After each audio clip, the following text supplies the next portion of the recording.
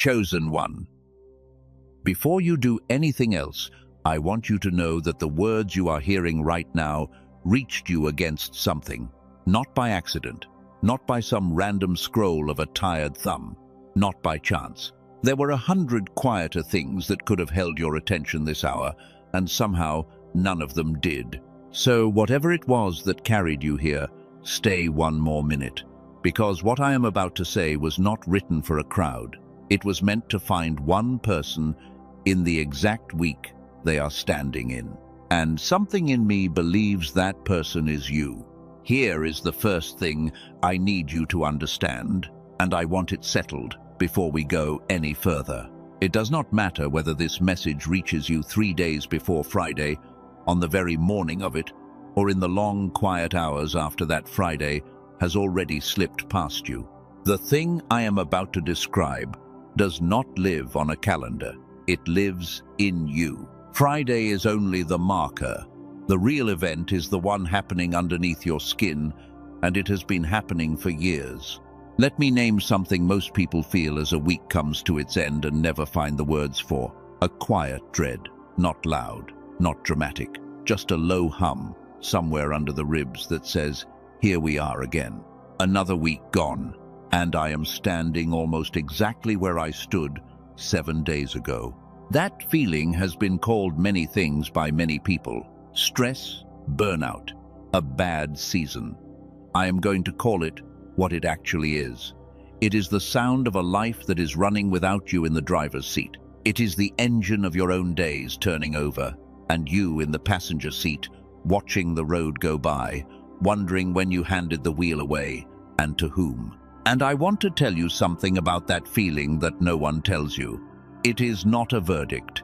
It is not proof that you are failing. It is a signal pointing at something real that was done to you slowly over a very long time.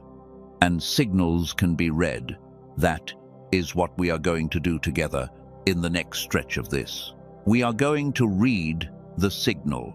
You are standing exactly one threshold away from two completely different lives. On one side of that threshold is a version of you that keeps bracing, week after week, for a disappointment that has learned your calendar better than you have. A version that has gotten so used to the bracing that it now feels like wisdom, like maturity, like simply being realistic. On the other side of that same threshold is a version of you that finally understands what was taken, finally knows its name, and finally knows how to begin taking it back. And here is the part that matters most. Which one you walk into does not depend on Friday at all. It depends on what you allow this message to do to you in the next few minutes while your guard is finally down. So, here is what I believe the Spirit is pressing on my heart to say to you, and it is not a suggestion, and it is not a scold. Stop bracing. 2 words. Not stop trying, not stop praying, not stop hoping for more. Stop bracing for the blow you were trained to expect, because somewhere along the way, the bracing itself quietly became the prison. And I need you to hear the tone underneath those 2 words, because the tone matters more than the words ever could. This is not a warning aimed at you. It is a warning sent for you. There is a difference, and the difference is the whole point. I am not here to tell you that you have fallen behind, or that the clock is running out, or that you should feel ashamed of where you are. I am here to tell you that something has been working quietly against your mind for most of your life, and you were never once told its name. The grief carried inside this message is not grief about you. It is grief about what was stolen from you while you were busy blaming yourself for the theft. Those are not the same thing, and learning to tell them apart may be the most freeing thing you do this year.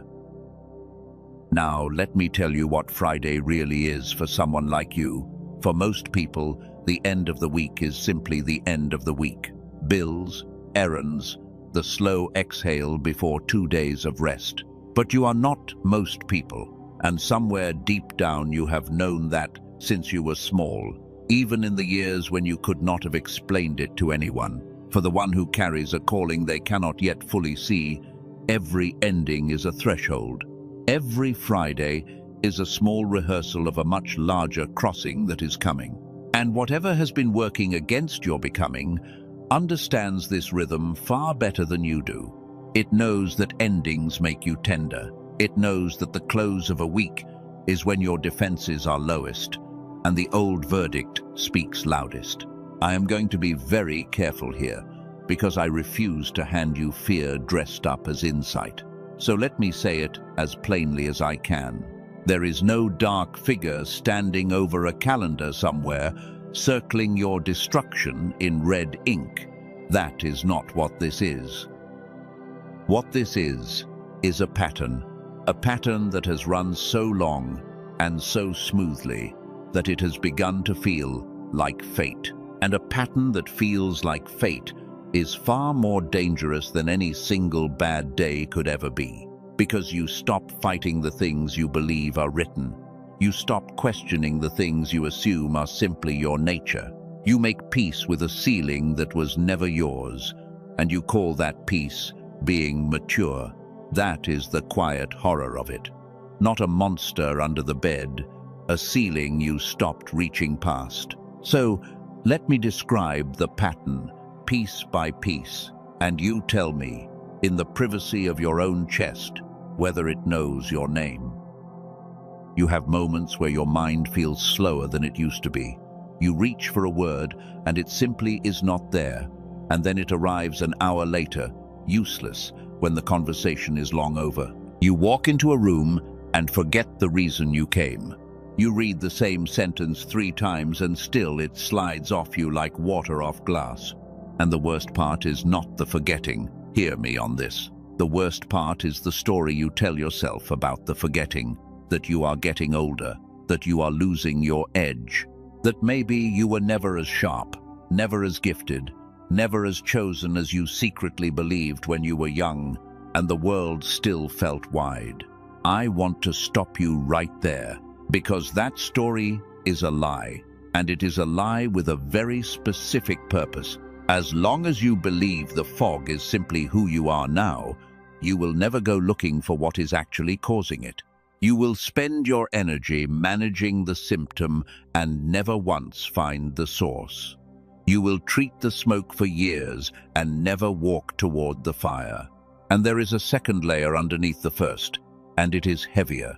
It is not only the mind that feels dimmed, it is the deeper sense that life is happening to you instead of through you. That you are reacting, always reacting, never quite authoring. A woman once described it as standing at the window of her own life, watching it pass by on the street below, unable to find the door that lets her back inside. If that sentence landed somewhere real in you, then you already know this message did not find you by accident. There is a third layer, quieter still. It shows up in the places you love most. The conversation with the person closest to you that has slowly become logistics and little else. The work you once cared about that now feels like a hallway you walk without looking up. The dreams you used to name out loud and now keep folded away, because naming them started to feel like setting yourself up to be let down again. And there is one more layer, and it may be the loneliest of them all. The sense that other people seem to be moving while you are standing still. That somewhere along the line everyone else got an instruction you somehow missed. You watch them decide things quickly, speak up easily, follow through on the very plans you keep quietly abandoning, and you wonder what is wrong with the wiring you were handed. So we have named the signal now, in all of its layers. The fog, the slowness, the sense of being a passenger, the slow flattening of the things that once had color in them, the loneliness of watching others move while you wait. Most messages would stop right here and tell you, cheerfully, to simply think more positive thoughts. I am not going to insult you like that. Because positive thoughts cannot repair a thing they cannot even see. And what is happening to you is not a thinking problem at all. It runs underneath your thoughts, far beneath the shallow level where willpower and discipline live and fail. You cannot outthink it, and you cannot shame yourself out of it, though God knows you have tried for years. So before this message ends, I am going to speak something over your life that I believe will outlast this Friday, and every single Friday that comes after it. But first, you have to understand exactly what was taken from you, and how, and when it began. Let me take you somewhere you have not visited in a long while, back to when you were a child, not the painful parts, the other part, the part most people lock away, because it hurts to remember how bright it was. There was a version of you whose mind was a wide open field with no fences in sight. You could lose 4 hours building something out of nothing and call it the best afternoon of your life. Questions poured out of you faster than any adult could answer them. You learned a new thing not because someone forced you, but because you simply could not help it. The learning was a hunger, not a chore. I want you to understand that this child was not a different person who has since died. This child was you, running at full power, before anyone had taught you to run slow. The lights were all on, every room of the house was lit, and you assumed it would always be that way, the way a child assumes the sun will always rise, because it always had. There is a body of research that people who study children love to quote, and I am going to tell it to you the way the researchers tell it, not as my own private claim. When they tested very young children on the kind of open, original, unbounded thinking we call creative genius, very nearly all of them scored in that highest range. Then they tested the same children again, years later, and the number had collapsed. By the time those same children had grown into adults, only a tiny fraction still tested anywhere near where they had started. I want you to sit with that for a moment, because it is the hinge of everything. The capacity did not disappear from the world. It disappeared from the person, the very same mind. Dimmed, not broken. Not gone, dimmed. So the honest question is no longer, why am I not as sharp as I was? The honest question becomes, what happens to a human being in the long walk between the open field of childhood and the narrow hallway of adult life that turns the lights down, one room at a time, until the house you live in is mostly dark and you have forgotten it was ever otherwise? And the answer, the true answer, is not age. Children do not lose this because they grow taller or because their hair starts to gray. They lose it because of what the growing up was made of. And once you see what it was made of, you cannot unsee it. It was made of being told to sit still when your whole body wanted to move, to be quiet when your mind was loud and bright with questions, to color inside the lines someone else had drawn, to pick the one correct answer and stop offering the 3 interesting ones, to stop daydreaming, to be realistic, to grow up already. None of it was evil. I want to be fair about that. Most of it came from people who genuinely loved you, and who were themselves only repeating, without thinking, exactly what had been done to them when they were young and bright and inconvenient. It was not malice, it was inheritance, but the result was the same, no matter how good the intentions behind it. A mind that was built to roam was slowly, patiently trained to stay in its lane until the roaming began to feel impossible, until the wide open field felt like a fantasy you had outgrown, until you forgot completely that you had ever owned it at all. And a person who forgets they owned a thing will never think to ask who took it. Some have called this the great quiet theft of a lifetime, and I think that is fair. It was not a dramatic robbery with alarms and broken glass. It was a slow one. So slow, so gradual, so woven into what everyone called normal, that you mistook the theft itself for ordinary life. And here is the part that should stir something in you, in the clean way that honest anger can wake a sleeping person up. There are whole systems in this world that have very little reason to help you find this power again. A mind that is foggy, a little anxious, and quietly convinced it is simply getting older, is a mind that consumes and complies and does not ask large or inconvenient questions. I am not going to dress this up as a grand conspiracy with villains gathered in a room. That would be dishonest, and dishonesty is exactly what put you to sleep in the first place. I am simply going to say something quieter and truer. No one is in any hurry to give you back the part of you that does not need them. That part you will have to come and reclaim yourself. No one hands you a key to a door they would rather you forget exists. Let me pause here, because we have been climbing for a while now, and your mind has earned a moment to simply breathe. I want you to notice that you have been listening to this for several minutes now. Your body is in a particular posture as you do. Your breathing has a particular rhythm right now, whether you have noticed it or not. You do not have to do anything with any of that. You do not have to receive something or release something. I am only going to ask you to let your shoulders drop a single inch. That is all. Just 1 inch. There. That small drop may be the first fully honest thing your body has done for itself all day. Stay in it for one more breath. Then we will continue, because what comes next is the part that changes the shape of the story. Here is what most people are never told, and it is the entire reason I asked you to stay. The capacity you had as a child was never destroyed. It was never removed. It was put to sleep. And there is a vast difference between a thing that is gone and a thing that is merely dormant, and that single difference holds the whole of your future inside it. A field that has been paved over with concrete is gone. You can grieve it, but you cannot grow in it. But a field that has only been covered over by a long winter of snow is not gone at all. It is dormant. It is waiting. Everything it ever was is still there in the soil, patient, intact, holding its breath beneath the white. It is not asking to be rebuilt. It is only asking for the thaw. And there are a small number of people who have spent their entire careers studying exactly how to bring the thaw. A group of researchers, led by a doctor in New York who has given more than 20 years of his life to this single question, found something.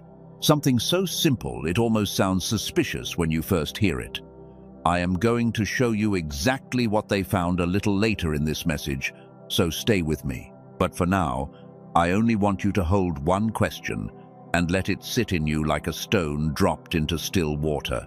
What if the reason your mind feels dim is not your age, not your weakness, not some quiet flaw in your character that you have been ashamed of for years? What if it is only sleeping? And what if it has been waiting this entire time for the day you would finally be ready to come and wake it? I want to speak now, gently, to the part of you that has tried things before and been let down, because I would never want you to think I am ignorant of that particular wound. You have tried things. I know you have. You downloaded the apps with the calming voices. You listened to the tracks that promised to rewire you while you slept. You sat cross-legged on the floor and tried to empty a mind that would not empty, and you came away feeling like a person who cannot even rest correctly. And when none of it worked the way the promises said it would, you made a quiet, private decision in the dark. You decided the problem must be you, that you are simply the kind of person these things do not work for, that everyone else got the manual and you got a broken copy. I want to take that decision out of your hands today, because it was never true. What if the methods did not fail because of some defect in you? What if they failed because they were aiming at the wrong target the entire time? Most of the popular tools out there try to nudge one narrow slice of your brain activity and call it transformation. And the man whose work I am about to describe would tell you, quietly and without cruelty, that this was never the right target to begin with. The thing that made you brilliant as a child was never one narrow slice of anything. It was your whole mind working together as a single instrument. Both halves, in conversation, in harmony, lit at once. And almost nothing being sold to you was ever built to restore that wholeness. They were selling you tunes for one string while the rest of the instrument sat silent. So, if you have felt for years like the broken one in a room full of people for whom these things supposedly worked, I want to release you from that today, completely. You were not the broken one. You were the one who was handed incomplete tools, and then quietly blamed for the incomplete result. There is a world of difference between a person who genuinely cannot and a person who was simply never once given the right key to their own door. And here is the heart of it, and I want you to receive this next part as identity, not as information. You are not someone who has to build a genius from scratch, brick by exhausting brick. You are someone who has to come home to a genius you already were. Those are two entirely different journeys, and they feel nothing alike. One is uphill, uncertain, and lonely, the long climb toward becoming something you have never been. The other is a homecoming, and a homecoming asks nothing of you except that you stop believing the door is locked. You do not have to earn your way back into a house that already has your name carved over the hearth. You only have to remember the way and walk it. Let me tell you about a woman in Manhattan, and I am going to keep the details soft, because her privacy matters far more to me than any point I am trying to make.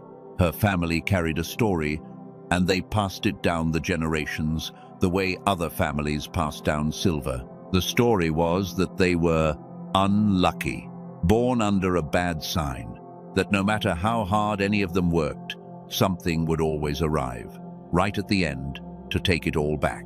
Her father had given more than 20 years to a single company and lost nearly everything right at the moment he should have been rewarded for it. So she grew up entirely certain that the ceiling over her family was real and fixed and permanent. She did not even resent it anymore. She had simply learned to live beneath it, the way you learn to duck through a low doorway in a house you grew up in. What changed for her was not a sudden burst of good fortune. It was something far quieter than that, and far stranger. She described a kind of clarity slowly returning to her, insights arriving in the exact moments where, before, there had only been fog and reaching, a heaviness she had carried so long she had stopped noticing it, beginning to lift off her shoulders by degrees. And then, one ordinary day, she realized she had simply stopped repeating the family sentence in her head. The curse, as she had always called it, had never been a spiritual verdict handed down from somewhere above her.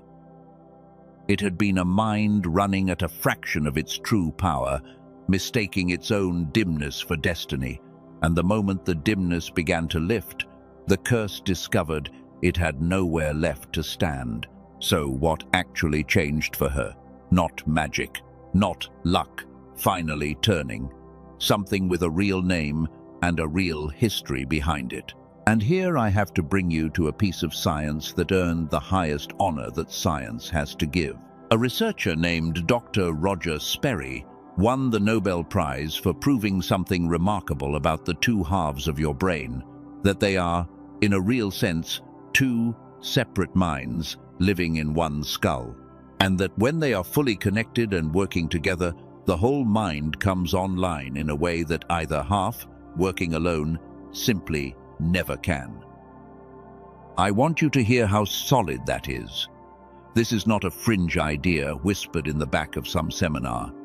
This is a Nobel Prize, two hemispheres, built to synchronize. And when they synchronize, the lights you remember from your childhood, the ones you assumed had burned out forever, come back on, room by room. The people who study this point to the moments that all of us secretly envy. The inventor who somehow sees the finished thing whole in his mind before he has built a single piece of it. The performer who walks out in front of 80,000 people and describes time itself slowing down around her. The mind that solves the impossible problem in a sudden flash that feels almost given rather than earned, as if it arrived from somewhere just outside the self. They have a name for that state, and they have studied it carefully.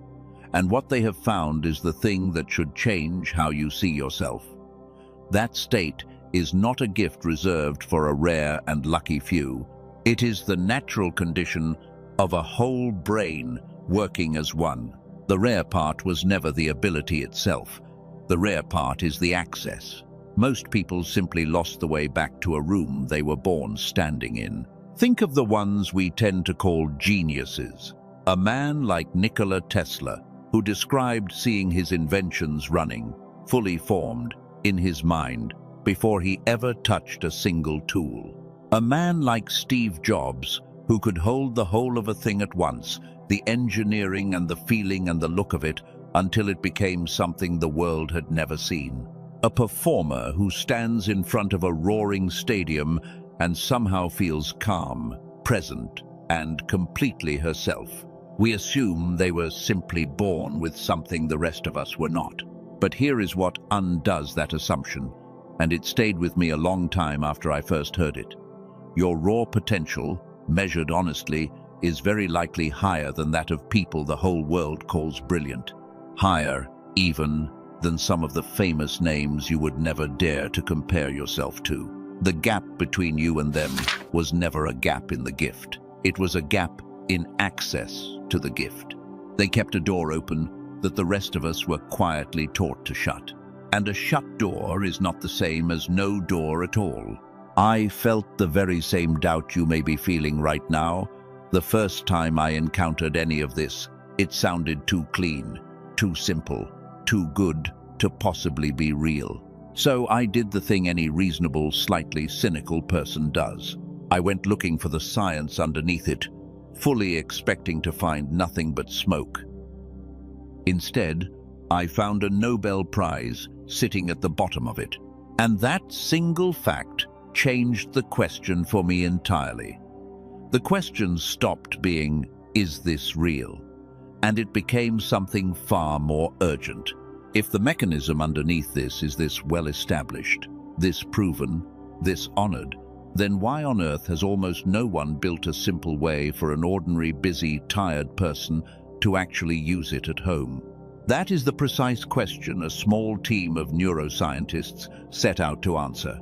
Led by Dr. Daniel Barone, a neurologist in New York, they spent their late nights in the lab working to take something that used to require an entire hour of clinical neural synchronization and compress it into something an ordinary person could use in only 8 minutes a day.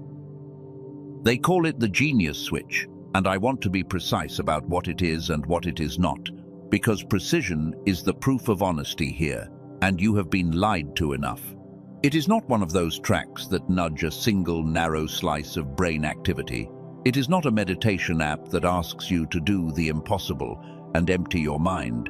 It is not a $7,000 machine humming in a clinic across the country that you will never afford to visit. It is something quieter and, in its way, more remarkable than any of those. It is a carefully targeted sequence of sound designed to help the two halves of your brain reconnect the way they did so easily when you were a child. The very same kind of whole brain activation that Dr. Sperry won his Nobel Prize describing. You put on headphones, you close your eyes, you let it play for 8 minutes, and then you do nothing else at all. No mantras to memorize, no effort to summon, no discipline you have to manufacture out of thin air on the mornings you can barely stand. It works underneath the level of your effort, which turns out to be the entire point, because effort was never the thing that was missing in you. The wiring was simply waiting to be reminded of how it once ran. Now let me talk about the part everyone secretly wants to skip ahead to, and everyone is also a little afraid to ask about: the cost. The colleagues that Dr. Barone works alongside told him that a tool like this could reasonably be valued at $500. And given that a single hour with a neurofeedback specialist can run $300 and an in-home machine can run as high as $7,000, that valuation was not unreasonable in the slightest. But he did not price it at $500. He did not price it at $200 or even at $100. His team released it at $49, well over a third off that original figure and a fraction of what the alternatives cost. That alone would have been generous. And then, because you have come this far, because you are clearly not a casual passerby who wandered in and will wander out, there is a further reduction available through the page his team set up. It brings it all the way down to $39. That is the number. Less than a great many people spend on a single dinner they will have forgotten by the weekend. For a tool aimed squarely at the one thing that quietly touches every other thing in your entire life, your mind. And it does not arrive alone. Bundled alongside it come 4 things the team includes, at no extra cost whatsoever. The first is a guided visualization from a highly rated creator, built to help you picture your own life unfolding across the areas that matter most to a human being. Money, love, health, and a kind of peace that has been hard to find. The second is a simple grocery guide that names the common, everyday foods that quietly feed the very fog we have been speaking about this whole time, and shows you how to quietly cut more than $100 a month from money you are already spending without noticing. The third is a book more than a century old now, considered by many to be the deep root from which nearly every modern teaching on attracting abundance eventually grew. And the fourth is a single printable page that lays out the small handful of daily habits that, more than almost anything else a person does, quietly shape the future they end up walking into. And underneath every part of it sits the thing that should finally let the knot in your stomach loosen. A full, no questions asked, money-back guarantee. Listen for 8 minutes. Listen for 800 minutes across the coming weeks.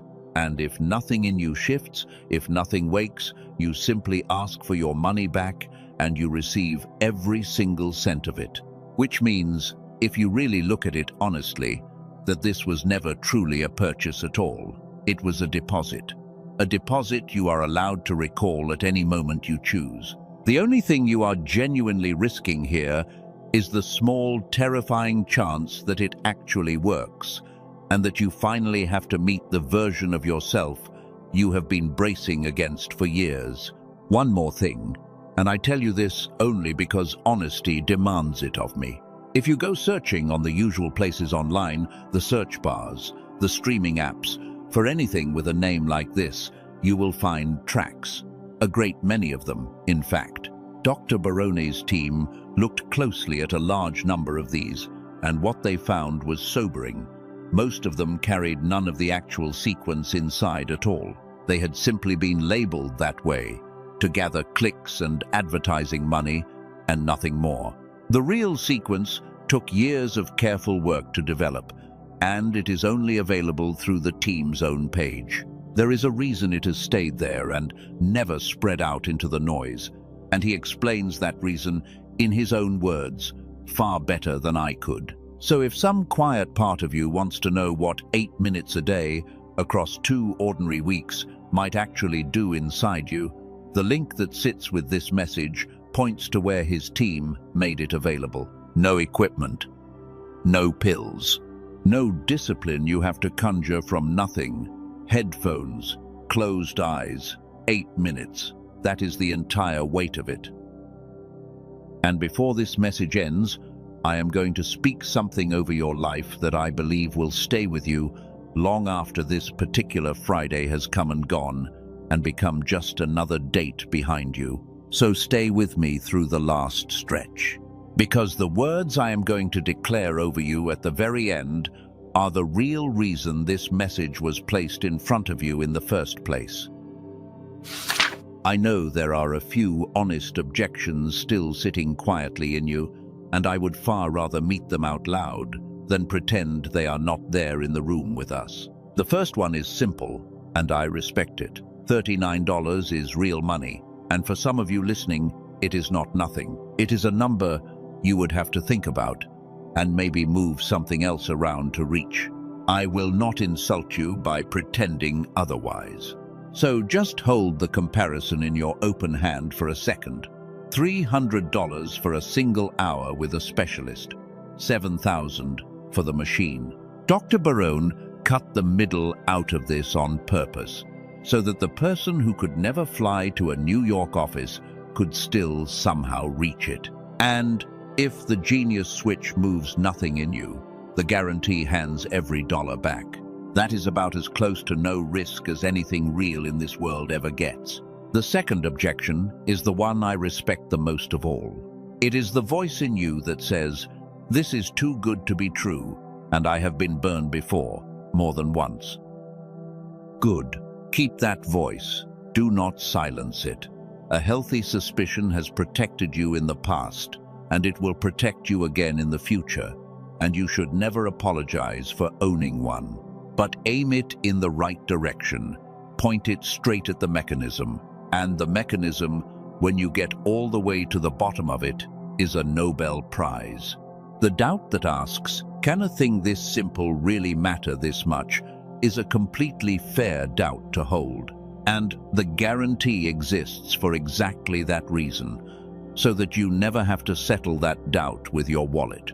You get to settle it with your own direct experience, on your own time, with your money held safely in reserve until you yourself decide. And the last one is the quiet objection, the one that says, I simply do not have the time. I want to be both gentle and fully honest with you here at once. 8 minutes is the entire whole of it. While the coffee brews in the morning, while the bath slowly fills, in the car, in the parking lot, in the last still moment, before you walk into the building you do not really want to walk into. Most of us, if we are honest, can find 8 minutes that we already quietly lose to scrolling through things we will not even remember by tonight. So if the time is genuinely, truly not there, then I would gently suggest the real obstacle was never time at all. It was permission. And permission, unlike time, is a thing I can actually help you give to yourself, right here, right now. And I will say only one true thing about waiting, and then I will leave it alone, because I have no interest in frightening you into anything. Every week that passes is another week your mind keeps running at a fraction of what it was built for. That is not a threat. It is just arithmetic. The field stays under the snow as long as no one walks out to begin the thaw. There is no punishment in waiting. There is only more of the same fog for a little longer, and a homecoming that simply waits, patient as ever, for the week you decide you are ready. This could be that week. It does not have to be, but it could.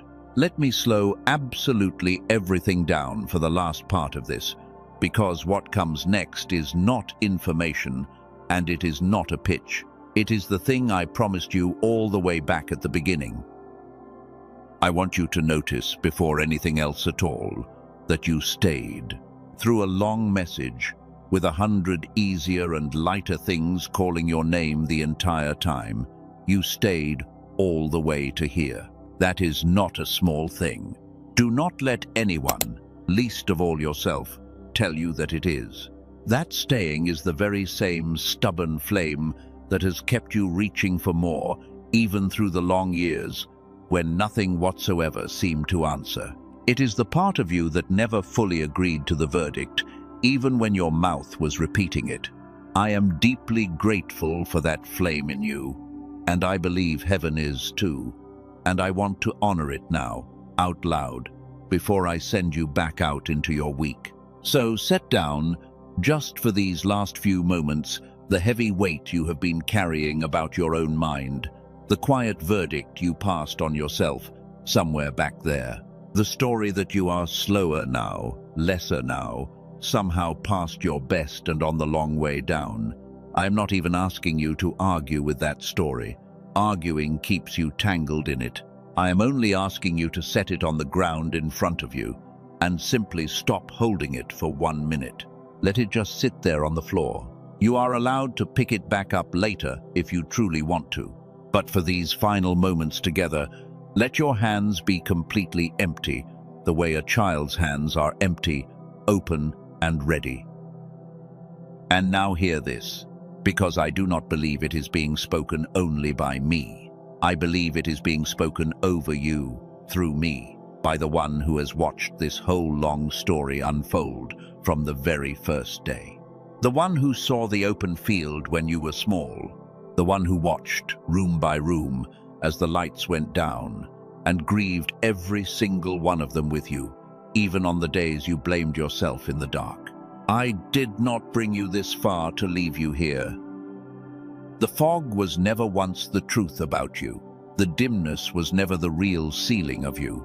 What you remember from your childhood was not some sweet fantasy that you simply outgrew and should now feel foolish for missing. It was a preview of exactly what you were built and intended for, set aside for a single hard season, kept safe in the soil, under the snow, waiting in the dark for the precise day you would finally be ready to come and reclaim it as your own.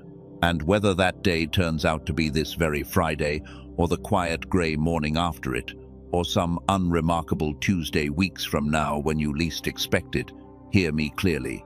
The door is the same door. It does not move. It does not expire. And it has never, not once, in all these years, actually been locked. You are not someone who is trying to become extraordinary. You are someone who is finally remembering that you already were, long before anyone taught you to forget. You are not behind. You are not too late. You are not, and you never were, the broken one in the room. You are a mind that was carefully put to sleep and is now, this week, being gently called awake. And the calling does not expire on Friday. Understand that. The calling is simply louder this week than usual, not because the heavens shifted, but because something in you, after all this time, finally turned its head to listen. And right now, all across the world, in cities and in small, quiet rooms, others exactly like you are feeling this same strange stirring and cannot find the words to explain it to anyone. You are not alone in it. You never were.